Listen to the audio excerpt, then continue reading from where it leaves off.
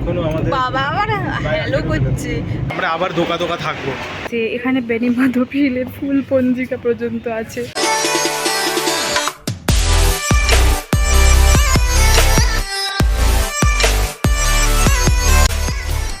Good morning everyone. Good morning. বল এবার। আজকে সানডে আর আজকে আবার বাবার টিকিট আছে কলকাতা যাওয়ার। তো আর মার টিকিটটা অ্যাকচুয়ালি মা তো এখন যাওয়ার কথা ছিল না, দিদিদের আসার কথা ছিল ব্যাঙ্গালোর থেকে, কিন্তু ওরা আসতে পারছে না এখন, কারণ কিছু আছে। তো সেই জন্য মা এখন চলে যাব করছিল, যেহেতু আমরা বাড়ি থাকি না সারাদিন। তো এবার কে থাকবে না থাকবে, বোরিং লাগবে, সেই জন্য বলছে আমি এখন চলে যাব, ঠিক আছে। তো গতকাল আমি মানে তৎকাল টিকিট আর কি মানে কেটেছি, তৎকালই কেটেছি, বাট 2 মিনিটের মধ্যে সমস্ত টিকিট শেষ হয়ে গেছে। তো তৎকালে এখনো ওয়েটিং লিস্ট আছে 15। তো জানি না যতক্ষণ না আজকে চার্ট প্রিপেয়ার্ড হচ্ছে ততক্ষণ কিছুই বোঝা যাচ্ছে না মাকে কন্টিনিউ এখানে মা থাকতে পারবে কি না, মানে আরো এক সপ্তাহ তারা থাকতে পারবে যদি ওয়েটিং লিস্ট একটু থেকে যায়, ভালোই হবে। হ্যাঁ, ওয়েটিং লিস্ট থেকে গেলে তো কিছু করার নেই, তাহলে তো থাকতেই হবে কাকিমাকে, আর কাকু চলে যাবে একা একা। যাই হোক, কিন্তু হ্যাঁ কাকুর পক্ষে একটুখানি মুশকিলই আর কি ওখানে গিয়ে একটু একা একা থাকা। যাই হোক, তাও তো আজকে আমরা 4:30 ঝিলটার জন্য আর কি বাবাকে তাড়াতাড়ি যেতে হচ্ছে, আর কিছু না।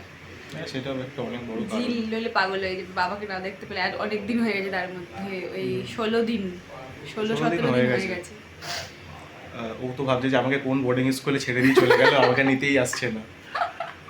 যাই হোক, আমরা 4:30 সময় ট্রেন আর কি নিউ দিল্লি থেকে। তো আমরা ওই 2:15-20 নাগাদ বেরিয়ে যাবো আর কি। তো কারণ কি রাস্তায় কি জ্যাম হবে না হবে জানি না এমনিতেও। আর বাইরে কি রোদ্দুর, কি বিভৎস গরম এখানে, মানে পুরোটাই পর্দা দেওয়া আছে, তাও এত পরিমাণে মানে তাপ ঢুকছে আর কি, পর্দা খোলাই আছে, পর্দা খোলাই আছে, এতটা আলো। তো আলটিমেটলি মেসেজ এসছে আইআরসিটিসি থেকে, আর কাকিমার টিকিটটা কনফার্ম হয়ে গেছে। আর কি বলবো, আমাদের একটুখানি দুঃখ হচ্ছে। ভেবেছিলাম যে কাকিমা হয়তো আরও এক সপ্তাহ থাকবে, বাট কি বলবো, কালকে কাটলাম তৎকালে ওয়েটিং লিস্ট 22 ছিল, সকালে দেখলাম 15, সেখান থেকে 10। আলটিমেটলি এখন মেসেজ এলো যে কনফার্ম হয়ে গেছে টিকিট। কাকু কাকিমার একদম মানে পাশাপাশি কোচেই পড়েছে আর কি। তো আর কি করবো, আবার আমরা একা, কিছু করার নেই। যাই হোক, একটু এক্সপেকটেশন ছিল যে টিকিটটা কনফার্ম হবে না, আরও এক সপ্তাহ পর নিশ্চয়ই যাবে, বা কী করবো, একবারেই দুজন চলে যাচ্ছে, আর কি বলবো। যাই হোক, তো এখন মোটামুটি 1টা মতো বাজে, স্নান টান করবো, রেডি হবো, রেডি হয়ে ওই 2-2:30 নাগাদ বেরোবো আমরা। তো আমরা এখন বেরোচ্ছি, এই যে সবাই রেডি। অলরেডি লাগেজ দুটো গাড়িতে তোলা হয়ে গেছে। ও, গাড়িতে লাগেজ তো হয়েও গেছে, তোলা হয়ে গেছে, এইটা তুলতে হবে, তখনই সেট করে এসেছি না। খুব তাড়াতাড়ি ওটা খেয়ে দিয়ে, মানে মার এই যাওয়াটা একদম আনসার্টেন ছিল ব্যাপারটা, হঠাৎ করে হয়ে গেছে ব্যাপারটা, হঠাৎ করে মেসেজ এসছে যে টিকিট কনফার্ম। কি আর বলি, যাই মার নিজেও আনএক্সপেক্টেড ছিল ব্যাপারটা, যে যাবে কি, মানে যেতে পারবে কি না। তাই এখন আমরা বেরোচ্ছি, আমরা এখন বেরিয়ে গেছি কিছুক্ষণ আগে, এই যে বসে আছে। এখনো আমাদের বাবা আবার হ্যালো করছে, মানে বাড়ি যাওয়ার কি আনন্দ জীবনে। ঝিলকে দেখার আনন্দ। ওই ওইটার জন্যই তাড়াতাড়ি যেতে হচ্ছে, নইলে থাকতেই পারতো। আর এই বাবা তাড়াতাড়ি যাচ্ছে বলে মাও তাড়াতাড়ি যাচ্ছে। ব্যাং, আমরা এখন অলরেডি চলে এসেছি নিউ দিল্লি, দেখতে পাচ্ছ সবাই উঠে গেছে এসকেলেটরে। তো এখন মোটামুটি ওই 3:40 মতো বাজে, আর 40 মিনিটের মধ্যে ট্রেন ছাড়বে আর কি। তো তাড়াতাড়ি করে প্ল্যাটফর্মে যাবো, অবশ্য ট্রেন ওই 1/2 ঘন্টা আগেই দেয়। তো যাই হোক, কী রোদ্দুর, বাপরে বাপ, প্রচণ্ড গরম। আজকে এখানে 44 ডিগ্রি যাচ্ছে আর কি। ওর অবশ্যই এখনই এই 3:30-4টের সময়তেই ম্যাক্সিমাম আর কি গরমটা লাগে আর কি। এই যে বাবা ট্রেনে উঠে গেছে, মা ওখানে বসে গেছে, দেখাচ্ছি মা কোথায় বসে গেছে, দেখা যাবে নাকি জানি না, এইখানে বসে আছে। এখন আর 5 মিনিট পরেই ট্রেন। এই যে বাই বাই করে দাও, বাই বাই করে দাও, বাই বাই।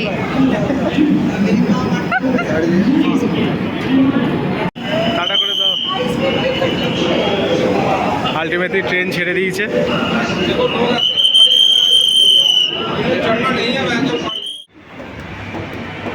এখান থেকে এখন তখন সবাই চলে গেছে, আবার আমরা দুজন আবার সেই একা একা জীবনযাপন শুরু হবে। আগের বারও 1 বছর আগে যখন দিদিরা গেছিলো, কাকিমারা গেছিলো, তখন আমি বলেছিলাম যে আমরা আবার দোকা থাকবো। যাই হোক, এখন কি গরম এখানে, বাপরে বাপ, অবস্থা খারাপ হয়ে যাচ্ছে। যাই হোক, এবার আমরা ভাবছি একটা প্ল্যান করেছি একটা জায়গায় যাওয়ার। বাড়ি যেতে একদম ভালো লাগছে না, তো এখানে দিল্লিতে ফেমাস চিত্তরঞ্জন পার্ক আছে, ভাবছি সেখানেই যাবো এখন। মানে সিআর পার্ক বলেই জানে সবাই। তো যাই এখন গাড়িটা নিয়ে, তারপরে এদিক দিয়ে নামতে হবে। এটা হচ্ছে নিউ দিল্লি স্টেশন, আর এইটা হচ্ছে সামনেই একটা পার্কিং। এই পার্কিংটার নামটা কি? এমনি মাল্টি লেয়ার কি পার্কিং। হ্যাঁ হ্যাঁ হ্যাঁ, 4-5 তলা আছে ওই পার্কিংটা। ওই যেমন হয় স্পাইরাল করে ঘুরে ঘুরে পার্কিংগুলো, ওইগুলো। আমি আসলে ইন্টারনেটে দেখলাম যে দিল্লি স্টেশনের মধ্যে যে এদের নিজেদের পার্কিং আছে না, ওটাতে আধ ঘন্টার উপরে রাখলে পারে 500 টাকা ফাইন। এই ফাইন বলছি, মানে 500 টাকা চার্জ করে। আর এখানে এর থেকে মানে এখানে নর্মাল যেরকম আর কি হয় সেরকম 50 টাকা। হ্যাঁ, 50 টাকা 2 ঘন্টা।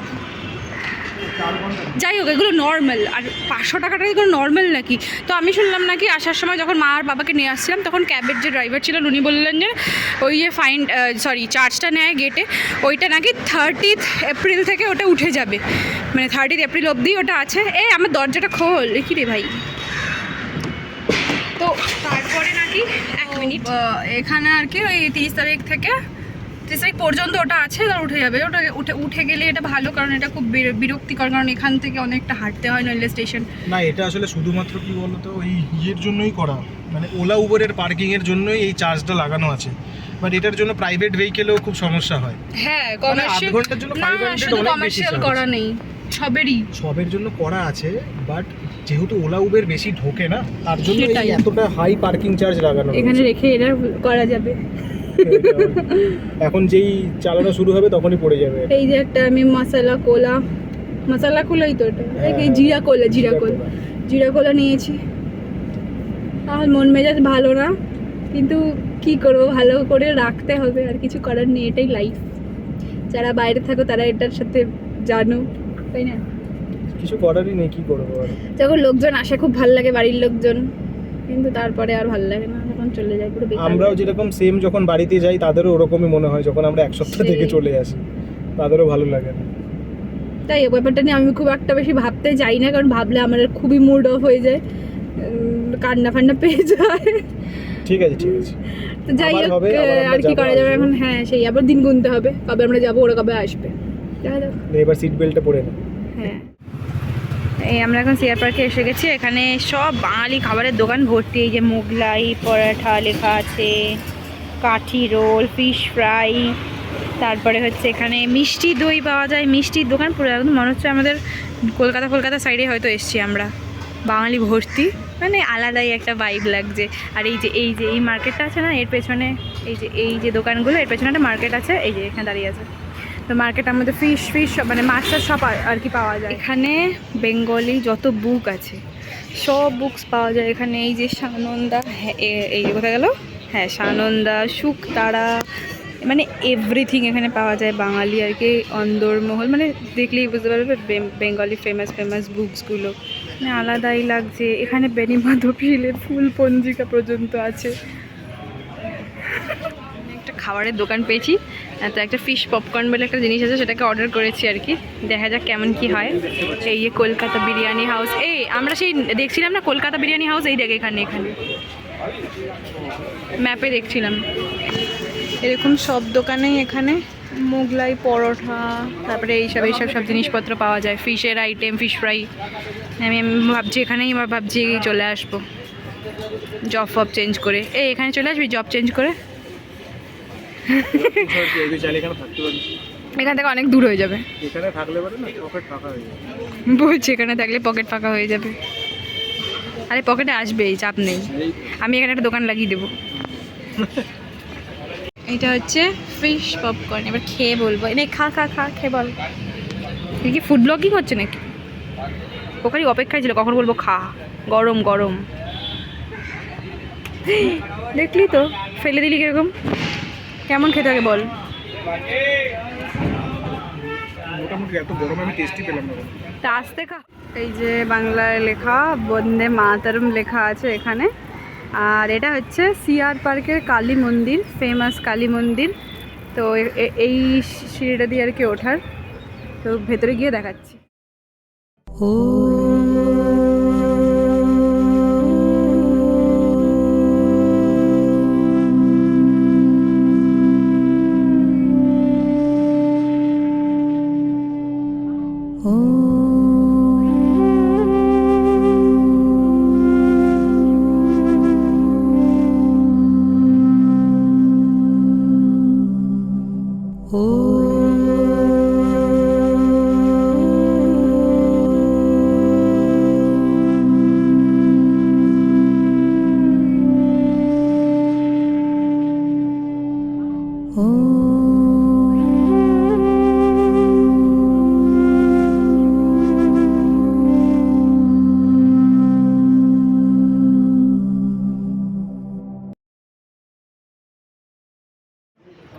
মন্দির মানে কোনো ফাংশন টাইপের এগুলো হয় এখানে সমস্ত ফাংশন টাংশন হয়, দুর্গাপুজোর সময় হয় মনে হয় এখানে।